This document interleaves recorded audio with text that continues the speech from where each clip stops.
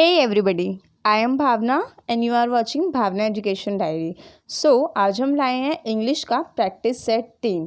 पहले practice set में हमने वन वर्ड सब्स्टिट्यूशन को कवर किया था और प्रैक्टिस सेट 2 में हमने इम्पॉर्टेंट इडियम्स और फ्रेसेस को कवर किया था, जिसमें मैंने आपको 5 जो हैं करेक्टली स्पेल्ड वर्ड दिए थे करने के लिए। तो इस वीडियो को स्टार्ट करते हैं। ये वीडियो काफ़ी लो एंट्रेंस एग्ज़ाम्स और कॉम्पिटिटिव एग्ज़ाम्स के लिए हेल्पफुल है।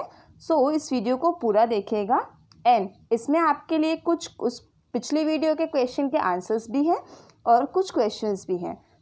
ये आपके करेक्ट स्पेल्ड वर्ड हैं, जिसमें पहले का है ऑप्शन सी, दूसरे का ऑप्शन ए, तीसरे का ऑप्शन डी, चौथे का ऑप्शन सी और पांचवे का ऑप्शन डी। तो ये करेक्ट स्पेल्ड वर्ड हैं। तो अब हम स्टार्ट करते हैं इस वीडियो को। सबसे पहला जो इडियम है वो है a hot potato. A hot potato का मतलब क्या होता है कि आप speak of an issue which many people are talking about and which is usually disputed.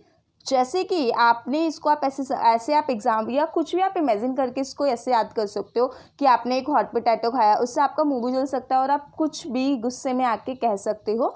उसी तरह से सब सिर्फ समझने के लिए है कि आपको एक बार में याद हो जाए कि आप एक ऐसे इशू पर बोल रहे हो जो अभी करंट में है और डिस्प्यूटेड है। A hot potato. Next, a penny for your thoughts. A way of asking what something is thinking. जो कोई सोच रहा है, अ वे, आप उस वे में क्या कर रहे हो, उसे पूछ रहे हो, यानी आपके थॉट्स की a penny for your thoughts. Next, actions speaks louder than words.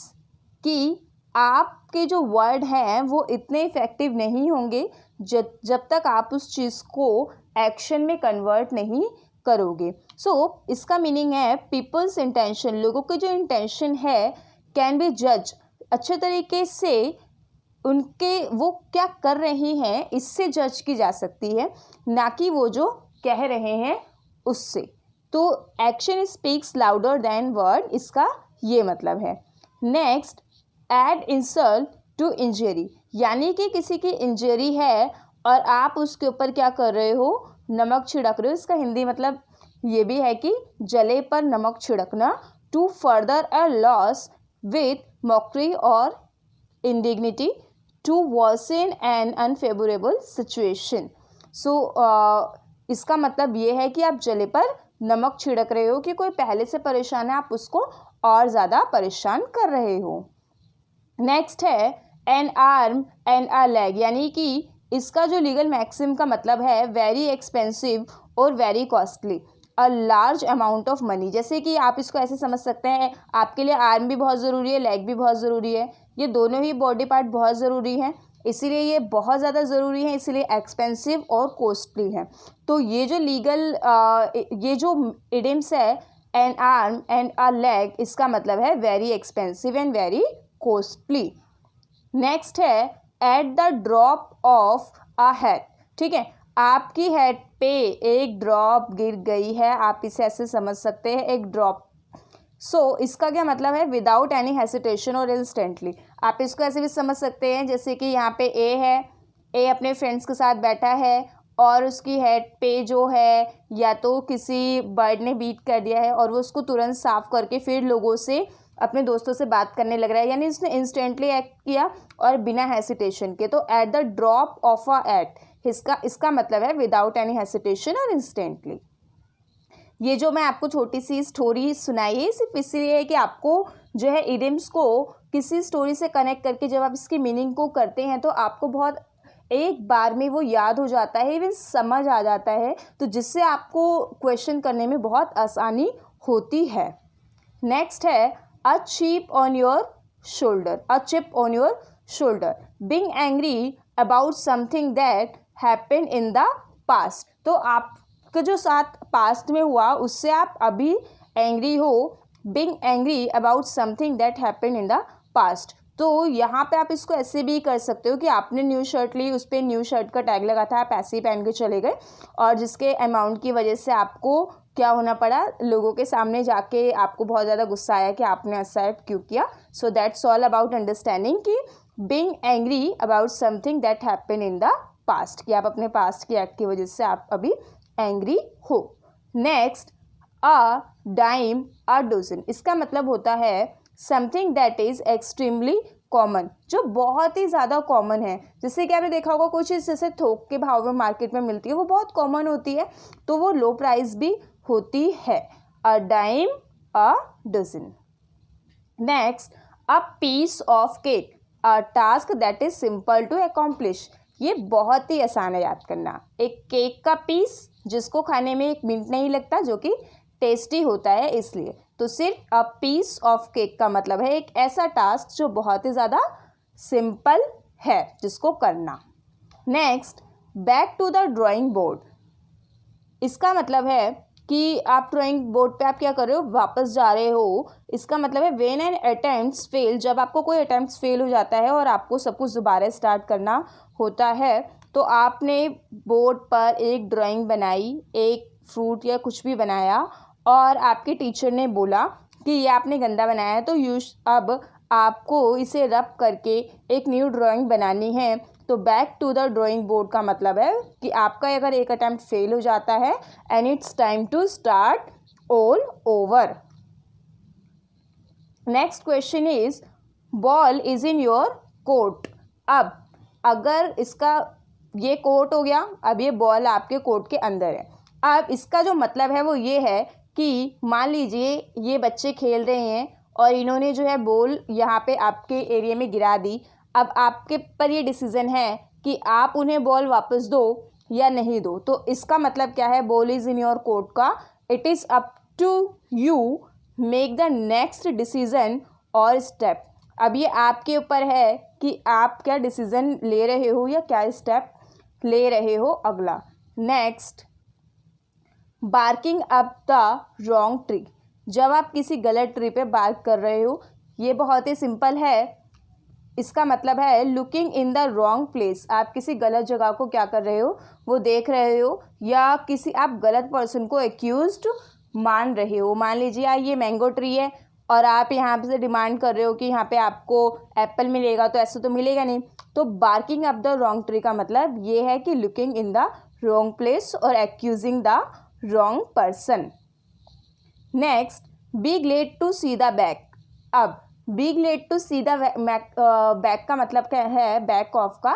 B happy when a persons leave, तो जैसे टीचर ने अगर होमवर्क दिया है और आपने नहीं किया है और इनकेस टीचर चली जाती है हाफ पीरियड में, आप बच जाते हो, तो that be happy when a person leave, be glad to see the back of. Beat around the bush, इसका मतलब है अवॉइडिंग द मेन टॉपिक, आप मेन टॉपिक को अवॉइड करके बाकी सारी चीज़ों के बारे में बता रहे हो. Not speaking directly about the issues. Next question है, बेस्ट ऑफ बोथ वर्ड्स, इसका मतलब है both words all the advantage, यानी आप कुछ भी कर रहे हो आपके हर एक्ट में क्या है, आपको फ़ायदा ही फ़ायदा मिलेगा. नेक्स्ट है, best things since sliced bread, तो इसका क्या मतलब है कि एक बहुत ही अच्छी चीज़ इन्वेंशन हुआ है, एक बहुत ही अच्छा इन्वेंशन है ये, और ये एक बहुत अच्छा प्लान है. Best thing since sliced bread. Next, curiosity killed the cat, यानी कि किसी भी चीज़ को लेके बहुत ज़्यादा क्यूरियोसिटी, बहुत ज़्यादा जिज्ञासा जो है वो अच्छी नहीं होती है. Being inquisitive can lead you into an unpleasant situation, जब आप किसी भी चीज़ को लेके ज़्यादा जिज्ञासु हो जाओगे तो वो चीज़ आपको किसी परेशानी में डाल सकती है या किसी अनफिट सिचुएशन में डाल सकती है. तो इसका मतलब यही है, curiosity kill the cat. Next, cut corners. Cut corners का मतलब होता है कि when something is done badly to save money, money को सेव करने के लिए कुछ आपने क्या किया, बैड करा. तो आप इसको ऐसे भी याद कर सकते हो कि ये आपका हैंकी है, अगर आप इसके सारे कॉर्नर्स काट देते हो तो ये बहुत ही बैड लगेगा, आपका एक बहुत ज़्यादा बैड है, आप में सारे कॉर्नर्स कट करे, इसलिए आपने बैड जो है यहाँ पे एक्ट करा मनी को सेव करने के लिए। When something is done badly to save money. Next, cut the mustard. Cut the mustard का मतलब होता है टू सक्सीड और टू अप टू एक्सपेक्टेशंस, कि आप अपनी एक्सपेक्टेशंस को पूरा कर रहे हो और टू सक्सीड, आप उसमें कामयाब हो गए। नेक्स्ट क्वेश्चन है डेविल्स एडवोकेट। इसमें कुछ काफ़ी ऐसे हैं जो पास्ट ईयर पूछे गए हैं, तो ये सारे आपके लिए इंपॉर्टेंट है। डेविल्स एडवोकेट का मतलब है to present a counter argument, जो काउंटर आर्ग्यूमेंट को प्रेजेंट करते हैं उससे डेविल्स एडवोकेट कहते हैं। In the heat of the movement, तो यानी कि ये बहुत ही फेमस है कि जब कोई भी हीट यानी कि जल्दबाजी में आप क्या कर रहे हो, overwhelmed by what is happening in the movement, जल्दबाजी में आप कुछ भी कर रहे हो। Next, it takes two tango. It's take two tango का मतलब क्या है कि ताली एक हाथ से नहीं बजती है, कुछ भी एक्ट होने के लिए यहाँ पे किसके दो, कम से कम जो है एक से ज़्यादा पर्सन की ज़रूरत होती है या 2 पर्सन की ज़रूरत होती है। किसी एक्शन और communications need more than 1 person, कि ताली जो है वो एक हाथ से नहीं बजती। नेक्स्ट है jump to the bandwagon. तो इसका क्या मतलब है, जॉइन अ पॉपुलर ट्रेंड और एक्टिविटी। तो जो मतलब जैसे बह रही है गंगा उसको वैसे ही बहने दो और आप भी उसमें हाथ धो लो। तो ये यही है कि जॉइन अ पॉपुलर ट्रेंड और एक्टिविटी। तो जिस चीज़ से आप मुकाबला नहीं कर सकते हो, बेहतर यही है कि आप उसके साथ चलो। ये इसका एडिम्स का मतलब है, ये पॉइंट ऑफ व्यू नहीं है, एडिम्स को समझाने के लिए है। तो नेक्स्ट है पीस ऑफ अ केक, यानी कि केक के पीस को खाना बहुत ज़्यादा आसान होता है। तो एक ऐसी जॉब, ऐसा टास्क जो कि बहुत ज़्यादा सिंपल है और ईजी है। नेक्स्ट है सिट ऑन द फेंस।